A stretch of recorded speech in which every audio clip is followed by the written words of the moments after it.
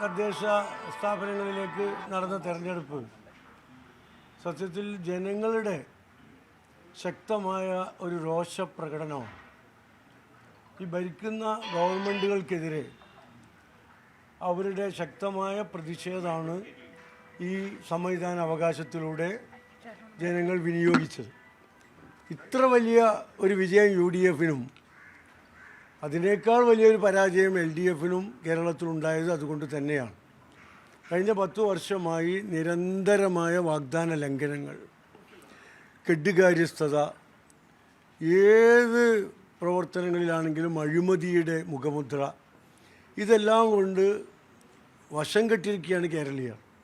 അപമാനഭാരത്താൽ തല ഉയർത്തി നടക്കാൻ പോലും കേരളീയർക്ക് കഴിയാത്ത ഒരവസ്ഥയിലേക്ക് കേരളത്തെ കൊണ്ടെത്തിച്ചതിൻ്റെ ഉത്തരവാദിത്വം ഇടതുമുന്നണിക്കാണെന്ന് വ്യക്തമാകുകയും അതിൻ്റെ അടിസ്ഥാനത്തിൽ അവരെ ഈ ഗ്രാമപഞ്ചായത്ത്, ബ്ലോക്ക് പഞ്ചായത്ത് പോലുള്ള ത്രിതല സംവിധാനങ്ങളിൽ നിന്ന് പോലും മാറ്റി നിർത്തണമെന്ന് ജനങ്ങൾ തീരുമാനിക്കുകയും ചെയ്തതാണ് ഈ തെരഞ്ഞെടുപ്പിൻ്റെ ഏറ്റവും കാതലായ വശം.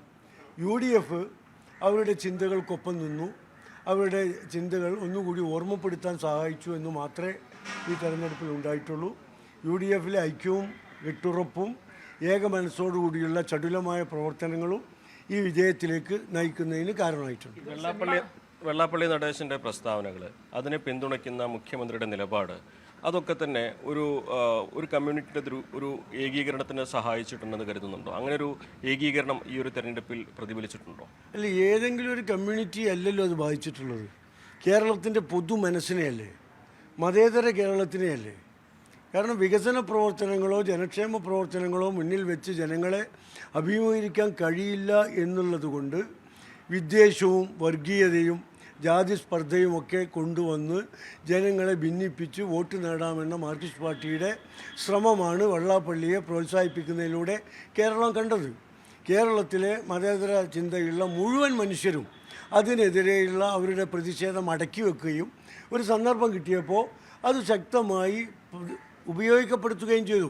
അതുകൊണ്ടാണ് വെള്ളാപ്പള്ളി നടേശൻ്റെ സ്വന്തം വാർഡിൽ പോലും അദ്ദേഹത്തിൻ്റെ പിന്തുണച്ച സ്ഥാനാർത്ഥി, LDF-ൻ്റെ സ്ഥാനാർത്ഥി പരാജയപ്പെട്ടു പോയത്. അല്ല, വെൽഫെയറിൻ്റെ പിന്തുണ വന്നതോടെ ഒരു മതധ്രുവീകരണം എന്ന വിലയിരുത്തലാണ് ഇടതുപക്ഷത്തിൻ്റെ ഭാഗത്തുണ്ടാകുന്നത്. എങ്ങനെ കാണുന്നത്? അതൊക്കെ വ്യാജ പ്രചാരവേലകളാണ്. യഥാർത്ഥ പ്രശ്നങ്ങളിൽ നിന്ന് ജനങ്ങളുടെ ശ്രദ്ധ മാറ്റാനുള്ള കുൽസിത ശ്രമത്തിൻ്റെ ഭാഗമാണ് LDF-ൻ്റെ അത്തരം പ്രചാരവേലകൾ. മറിച്ച് ഇപ്പോൾ കാസർഗോഡ് ജില്ലയിലൊക്കെ ഇപ്പോഴും ഫോൺ വന്നുകൊണ്ടിരിക്കുക. SDPI-യുമായിട്ടായിരുന്നു മാർക്സിസ്റ്റ് പാർട്ടി സഖ്യം ചെയ്തിരുന്നത്. PDP അവരുടെ പരസ്യമായ സഖ്യ കക്ഷിയാണ്. ഇപ്പോൾ ഇന്നലെ മലപ്പുറം ജില്ലയിൽ പലയിടത്തും PDP-യുടെ കൊടി കൂട്ടിക്കെട്ടിക്കൊണ്ടാണ് CPM-ന് അപൂർവമായി പറന്ന പ്രദേശങ്ങളിൽ പോലും കൂടിമാറിയത്. അപ്പോൾ PDP-യുമായും SDPI-യുമായുള്ള പരസ്യമായ ബാന്ധവം മറച്ചു വെക്കാനാണ് ഇല്ലാത്ത ജൽപ്പനങ്ങളുമായി ഇടതുമുന്നണി വന്നത്. അല്ല, വെൽഫെയറിൻ്റെ ജനങ്ങളുടെ മൊത്തത്തിലുള്ള സഹകരണമാണല്ലോ എനിക്ക് ഗുണം ചെയ്തത്. ജനങ്ങളുടെ വികാരവും UDF-ൻ്റെ അഭിപ്രായവും ഒന്നിച്ചു നിന്നു, അതാണ് ഗുണം ചെയ്തത്.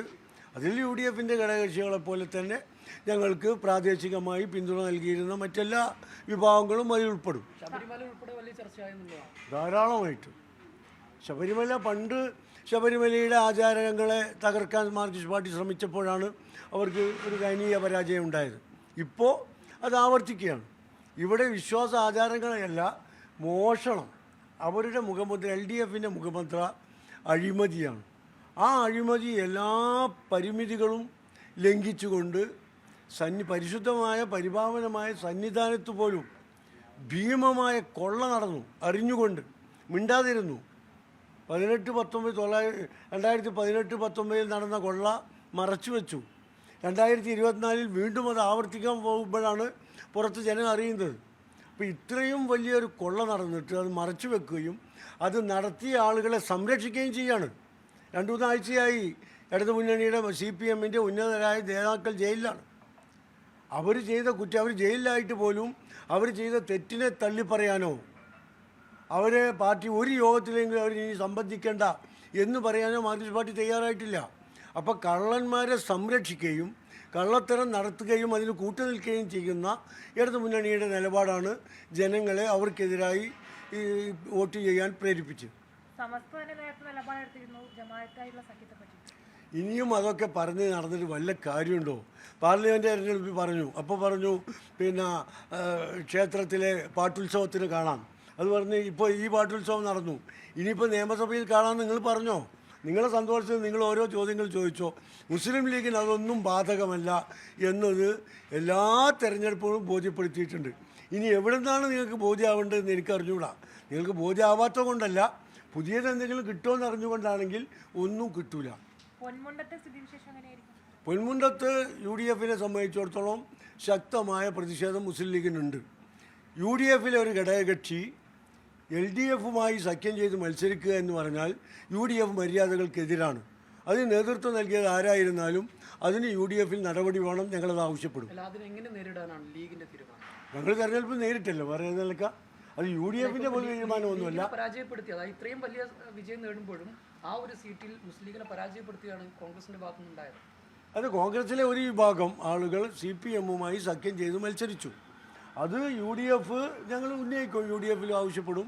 എന്താണ് വരുന്നതെന്ന് നമുക്ക് കാണാം. അത് വെറുതെ വിടാൻ മുസ്ലിം ലീഗ് തയ്യാറല്ല. അത്തരം നടപടികൾ ആരുടെ ഭാഗത്തു നിന്നുണ്ടായാലും അത് മുന്നണി മര്യാദകൾക്കും രാഷ്ട്രീയ മര്യാദക്കും എതിരാണ്. അതിനെതിരെ മുസ്ലിം ലീഗ് ശക്തമായി പ്രതികരിക്കേണ്ടവിടത്ത് പ്രതികരിക്കും. ജില്ലാ കമ്മിറ്റി നേരത്തെ നിലപാടെടുത്തില്ലേ? അതായത് അവർക്കെതിരെ നടപടി എടുത്തിട്ടില്ലേ? കോൺഗ്രസ് കമ്മിറ്റി അല്ല, അതിൻ്റെ ബാക്കി കാര്യങ്ങൾ ഞങ്ങൾ ആലോചിച്ചിട്ട് UDF-ൽ അവതരിപ്പിക്കും. ഈ MM മണീന് കഴിഞ്ഞ ദിവസത്തെ ഒരു പ്രസ്താവന ഉണ്ടായിരുന്നു, അതെങ്ങനെ നോക്കിക്കാണുന്നു? അല്ല, അത്തരം ആളുകൾ ഇടതുമുന്നണിയിൽ ധാരാളം വരണം എന്നാണ് ഞങ്ങൾ ആഗ്രഹിക്കുന്നത്. ഈ സമസ്യയുടെ കാര്യം പറഞ്ഞപ്പോഴും ഇത്തരത്തിൽ മുസ്ലിം ലീഗിനെ നിയന്ത്രിക്കാൻ ശ്രമിക്കുന്നവർക്കുള്ളൊരു മറുപടിയാണ് ഈ വിജയം എന്ന് നമുക്ക് അടിവരായിട്ട് പറയാം. അല്ലേ, അത് ഇപ്പോഴും ഒന്നുമല്ലല്ലോ. ഈ തെരഞ്ഞെടുപ്പിന് മുമ്പും തെരഞ്ഞെടുപ്പുകൾ ഉണ്ടായിട്ടുണ്ട്, അപ്പോഴും റിസൾട്ട് വന്നിട്ടുണ്ട്, അപ്പോഴും ഭൂരിപക്ഷങ്ങളൊക്കെ നമ്മൾ കണ്ടിട്ടുണ്ട്. മുസ്ലിം ലീഗ് എന്ന് പറഞ്ഞാൽ അത് എന്താണ് എന്നുള്ളത് ആർക്കെങ്കിലും സംശയം ഉണ്ടായിരുന്നെങ്കിൽ അതുപോലും ഇപ്പോൾ തീർന്നു കഴിഞ്ഞിട്ടുണ്ട്. അതുകൊണ്ട് അത്തരം ചോദ്യങ്ങളൊക്കെ തന്നെ അപ്രസക്തമാണ്. മുസ്ലിം ലീഗ് ഒരു രാഷ്ട്രീയ പാർട്ടിയാണ്. അതിൻ്റെ നിലപാടുകളുമായി മുസ്ലിം ലീഗ് മുന്നോട്ട് പോകും. അത് UDF-മായി സഹകരിച്ച് മുന്നോട്ട് പോകും. ആ സഹകരണം പൂർണ്ണമായും ഐക്യത്തോടും കെട്ടുറപ്പോടും കൂടി നിലനിൽക്കണം എന്ന് മുസ്ലിം ലീഗ് ആഗ്രഹിക്കുന്നുണ്ട്. സെമി ഫൈനൽ എന്നാണ് പറഞ്ഞിരുന്നത്. ഫൈനൽ ഇതിനേക്കാളും ഗംഭീരമാവോ? എന്താ സംശയം? ഫൈനൽ ഇത്തവണ ഇങ്ങനെയാണെങ്കിൽ ഈസി വാക്ക് ഓവർ ആയിരിക്കും. ഈ MM മണീന്റെ പ്രസ്താവന വ്യക്തിപരമാണെന്നുള്ള അഭിപ്രായമുണ്ടോ, അല്ലെങ്കിൽ പാർട്ടിക്കകത്തെ അഭിപ്രായമാണെന്നുള്ളതാണ്? അത് MM മണി ചില്ലറക്കാരനല്ലല്ലോ, മുൻ മന്ത്രിയാണ്, പാർട്ടിയുടെ സംസ്ഥാന കമ്മിറ്റി അംഗമാണ്, പാർട്ടിയിലെ ഉയർന്ന നേതാവാണ്, പത്മകുമാറിനെ പോലെ തന്നെ. അപ്പോൾ അവരുടെയൊക്കെ പ്രസ്താവനകളെ എതിർക്കുന്നില്ല, തള്ളിപ്പറയുന്നില്ല. പാർട്ടികളുമായി ബന്ധമില്ല എന്ന് പോലും പറയാൻ ഉത്തരവാദിത്തപ്പെട്ട CPM നേതാക്കന്മാർ തയ്യാറാകുന്നില്ല.